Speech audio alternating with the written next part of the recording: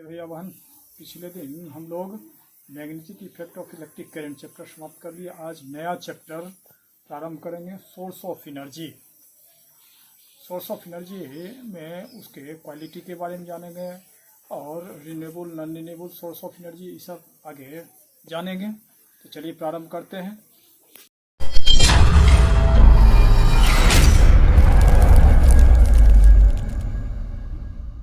Source of energy, तो हम लोग एनर्जी जो ऑब्टेन करते हैं सामान्य रूप में बर्निंग ऑफ फ्यूल को जलाते हैं, जैसे घर में हाउस होल्ड एलपीजी जलाते हैं, लकड़ी गोईठा जलाते हैं, वुड काउडंग केक, और उसको जला के एनर्जी प्राप्त करते हैं और खाना पकाते हैं। तो वही यहाँ कर रहा है, we use heat energy obtain by burning fuel like wood, coal, kerosene, LPG for cooking food. अब ये एनर्जी जो प्राप्त करते हैं, ये तो फ्यूल का यूज कर लिए ये खाना पकाने के लिए। एनर्जी जो also use the form of fuel like petrol, diesel to run car, bus, truck, train, ये सबको भी रन करने के लिए एनर्जी चाहिए, जो फ्यूल के रूप में डीजल पेट्रोल को जला के करते हैं। Diesel is also use to provide energy to run pump set और इरिगेशन फॉर इरिगेशन एग्रीकल्चर। खेती करने में, खेत को पटवन करने में, सिंचाई करने में पंप सेट को चलाते हैं, वहाँ डीजल की आवश्यकता होती है। कोल फ्यूल, ऑयल और natural gas are also provide energy in factories and run thermal power plant. Thermal power plant में इलेक्ट्रिसिटी प्रोड्यूस करने के लिए वहाँ भी coal fuel, natural fuel, fossil fuel का आदि का उपयोग होता है। Electrical energy is use for lightning bulb, electricity का यूज़ बल्ब जलाने में या फिर radio, television, household appliances आदि को जलाने में, या इलेक्ट्रिक ट्रेन, फैक्ट्री मशीन, ये सब को चलाने में इलेक्ट्रिसिटी का यूज होता है। और ये कह सकते हो all our everyday activity use energy. हमारा डेली एक्टिविटी में एनर्जी का एक्टिविटी होता है, एनर्जी यूज होता है। और ऐसा इमेजिन करेंगे कि if there is no energy, यदि एनर्जी नहीं हो तो ऑल एक्टिविटी आर स्टॉप, सभी एक्टिविटी क्या होगा, स्टॉप, रुक जाएगा। For example there is no energy, यदि एनर्जी जैसे आपके सिलेंडर का एलपीजी ख़त्म हो जाए तो खाना पकाना स्टॉप हो जाएगा, तो वही स्टॉप कुकिंग।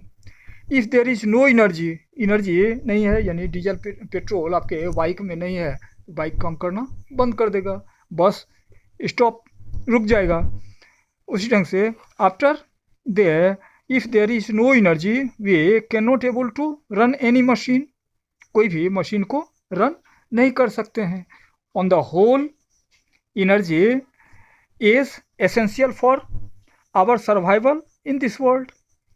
ये वर्ल्ड सर्वाइवल के लिए, आवर सर्वाइवल के लिए एनर्जी क्या है, एसेंशियल, आवश्यक है।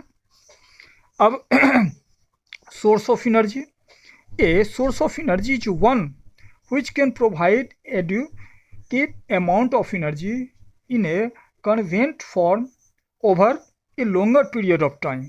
ये सोर्स ऑफ एनर्जी उसको कहा जा रहा है जो provide adequate amount of energy, पर्याप्त मात्रा में एनर्जी अवेलेबल कराता है, प्रोड्यूस कराता है, और convent from over longer period, लगातार लंबे समय तक वो एनर्जी प्राप्त पर्याप्त मात्रा में कराता रहे, तो that in source of energy, that is called source of energy. और उसके एबिलिटी के आधार पर all the source of energy are divide mainly into two category, दो कैटेगरी में बांटा गया है। एक है non renewable source of energy और दूसरा आ रहा है रिन्यूएबल सोर्स ऑफ एनर्जी। तो बारी बारी से रिन्यूएबल सोर्स ऑफ एनर्जी और non renewable source of energy के बारे में जानकारी ले। तो non renewable source of energy, इस non renewable source of energy को एग्जॉस्टेबल सोर्स ऑफ एनर्जी के नाम से भी जाना जा सकता है, या फिर ट्रेडिशनल सोर्स ऑफ एनर्जी के नाम से भी जाना जाता है। ट्रेडिशनल सोर्स ऑफ एनर्जी या exhaustible source of energy, non renewable source of energy, all are same, सभी सेम होता है। इसको आगे और समझने का प्रयास करेंगे। तो non renewable source of energy क्या हुआ? तो दो source of energy which have accumulated in nature over a very very long time and cannot be quickly replaced when exhausted are called non-renewable source of energy। तो वैसा source of energy जो nature में, प्रकृति में very long ago time, बहुत लंबे समय के बाद उसका निर्माण होता हो, और यदि एग्जॉस्ट हो जाए, रिप्लेस हो जाए, तो उसको पुनः वापसी आसानी से नहीं किया जाती। इस प्रकार के सोर्स ऑफ एनर्जी को non renewable source of energy कहा जाता है। अब इसके एग्जांपल में फॉसिल फ्यूल, कोल, पेट्रोलियम सब आ जाता है। तो फॉसिल क्या है ये पहले जाने। फॉसिल हुआ dead and decay part of plant और animal which is undergo under the earth crust, that are fossil. अब वही क्या होता है fossil? After millions of year ago, word पे ध्यान दोगे, मिलियंस ऑफ ईयर एगो, लाखों लाख वर्ष के बाद वो under pressure, high temperature and pressure convert into the form of fuel, वो फ्यूल के रूप में बदलता है, दैट आर फॉसिल फ्यूल। तो वो कोल, पेट्रोलियम को बनाने में लाखों लाख वर्ष लग जाता है, और वो उसका स्टोरेज क्या है? सीमित है। ऐसा अनुमान है कि 50-60 वर्ष के बाद वो स्टोरेज जैसा जिस रफ्तार से यूज कर रहे हैं वो शॉर्टेज होने वाला है, फिर उसका 40-50 वर्ष में वापसी नहीं हो रहा। तो इस प्रकार का रिन्यूएबल सोर्स क्या है? ये source of energy non renewable source of energy कहलाता है। और चूंकि ये एग्जॉस्टेबल है, समाप्त होने वाला है, इसलिए इसको एग्जॉस्टेबल सोर्स ऑफ एनर्जी भी कहते हैं। और ट्रेडिशनल सोर्स ऑफ एनर्जी क्यों कहते हैं?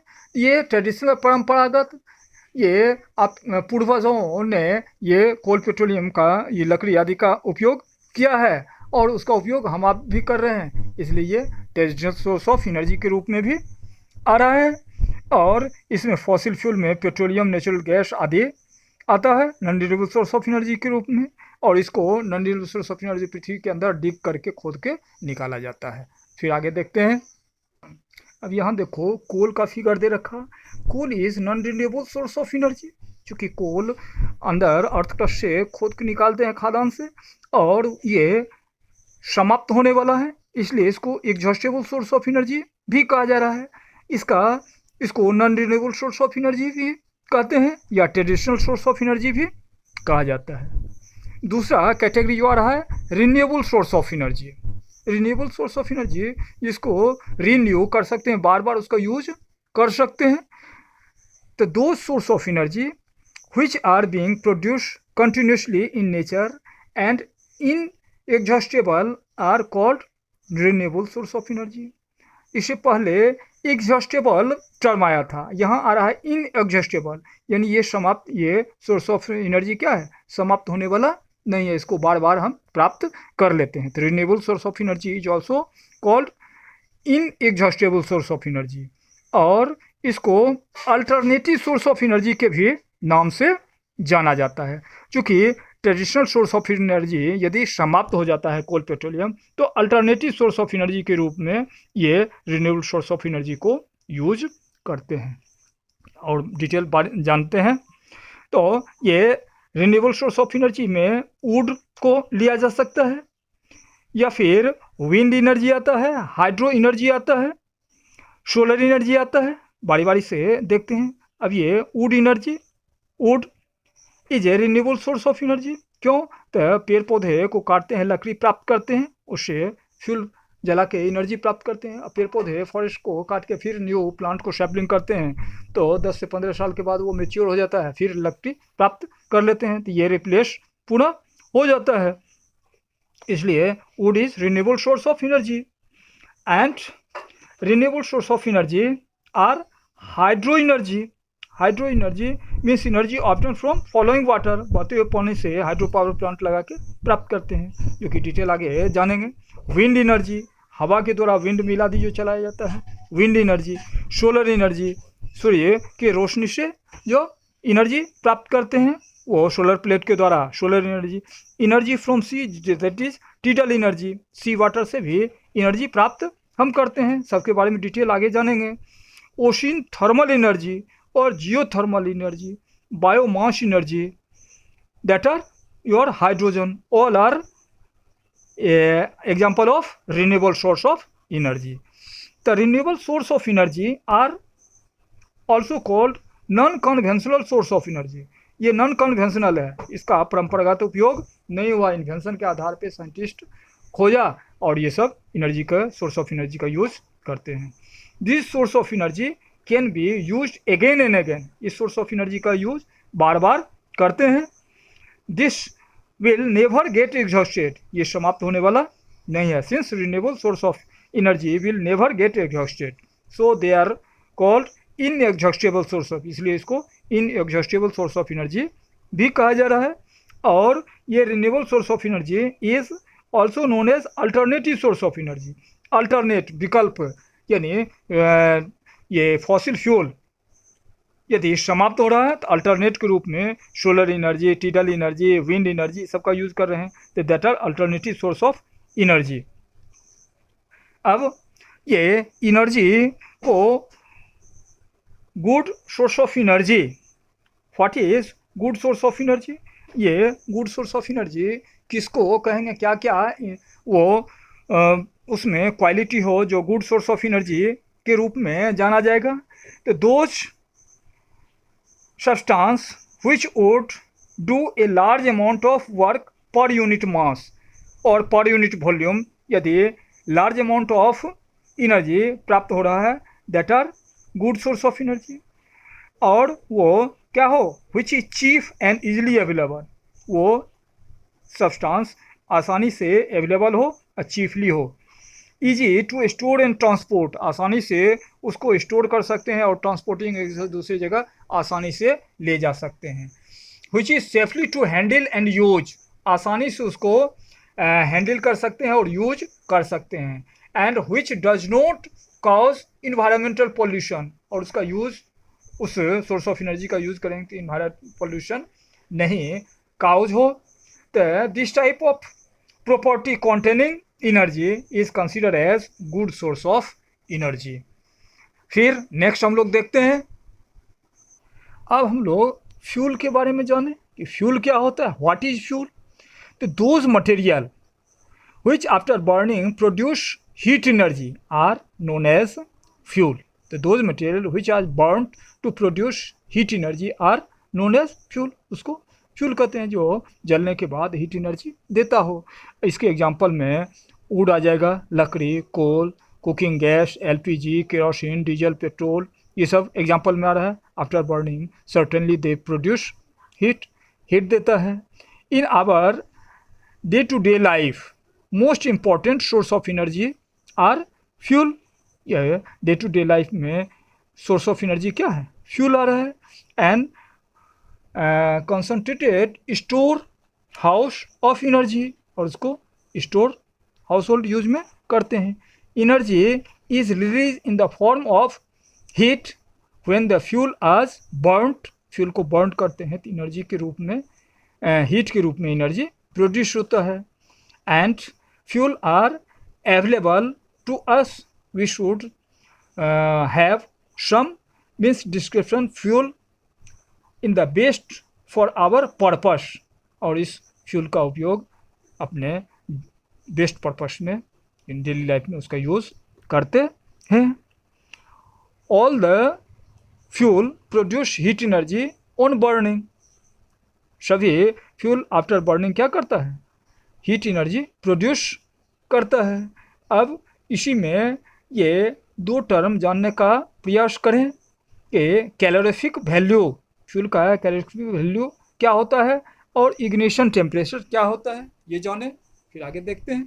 तो calorific value, the amount of heat produced by burning a unit mass of the fuel completely is known as its calorific value. अब ये वो अमाउंट फ्यूल का जो आफ्टर बर्निंग बर्निंग के बाद यूनिट मास को यदि बर्न करते जलाते हैं, कंप्लीटली वो जलने के बाद जितना एनर्जी प्रोड्यूस करता है, that is their calorific value. और the unit mass of usually taken calorie value in gram में लिया जाता है, और इस आधार पे हम कह सकते हैं the amount of heat produced by burning 1 gram of fuel completely is called its calorific value. क्या कहे? The amount of heat produced by burning 1 gram of fuel, 1 gram fuel को जलाने में जितना हीट प्रोड्यूस होता है, अमाउंट प्रोड्यूस है, that is called their calorific value, उस फ्यूल का कैलोरीफिक वैल्यू कहलाता है। सपोज कीजिए कि carbon fuel that are charcoal यहाँ आ रहा है, चारकोल 1 ग्राम चारकोल को यदि जलाते हैं तो 33,000 जूल पर ग्राम, 33,000 जूल हीट प्रोड्यूस होता है, जिसको कि 1 ग्राम जल कर रहे हैं, तो calorific value of charcoal is 33,000 joule per gram. लेकिन ये यूनिट बहुत छोटा है, इसलिए इसका एक्सप्रेशन किलो जूल में करते हैं, और इस आधार पे ये चारकोल का calorific value 33 kilo joule per ग्राम, जो कि यहाँ चार्ट में भी दिया है, चारकोल का calorific value 33 kilo joule per ग्राम दिया हुआ है। इस ढंग से भिन्न भिन्न फ्यूल का, ये वुड, कोल, चारकोल, अल्कोहल, इस ढंग से हाइड्रोजन गैस, सबका अलग अलग कैलोरीफिक वैल्यू दिया हुआ है।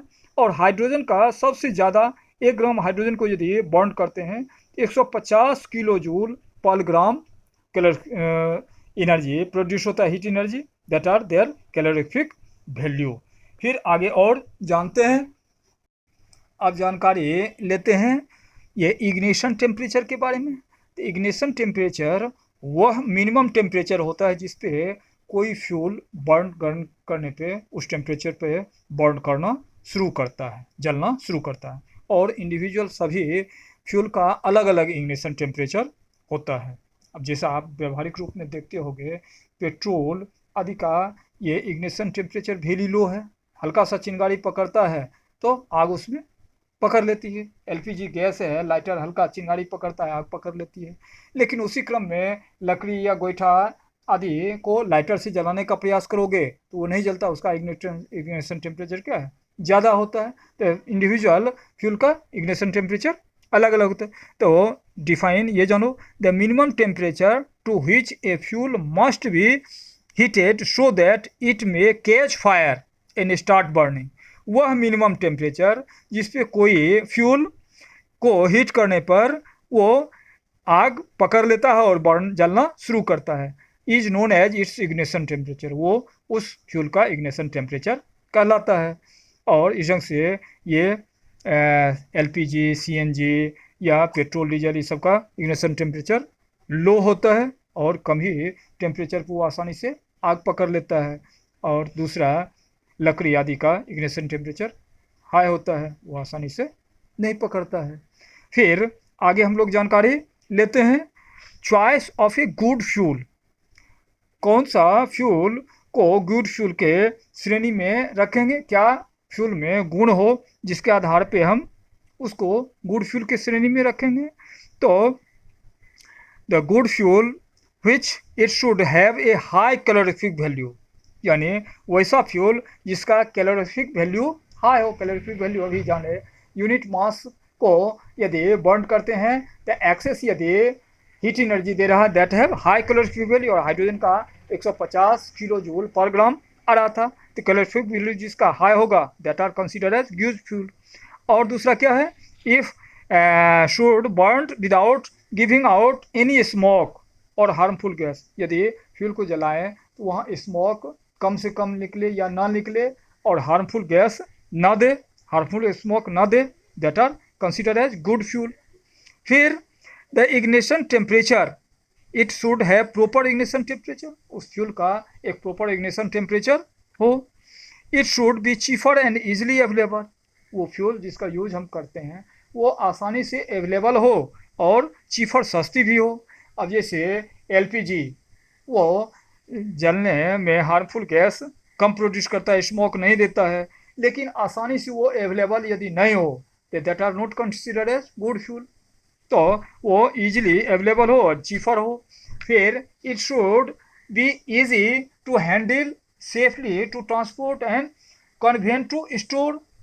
यो फ्यूल आसानी से हैंडल किया जा सके, ट्रांसपोर्टिंग आसानी से हो सके और स्टोर भी आसानी से किया जा सके, that are considered as good fuel. It should not be leave much ash behind after burning. After burning fuel के बर्निंग के बाद वो एस राख ज़्यादा प्रोड्यूस ना करे, that is considered as good fuel. And it should burn smoothly, ये fuel good fuel जो हो स्मूथली बर्न कर ले। On the whole this character containing fuel is considered as good fuel. तो आज के लिए इतना ही। नेक्स्ट डे हम लोग फिर इस टॉपिक में आगे जानकारी लेंगे। धन्यवाद।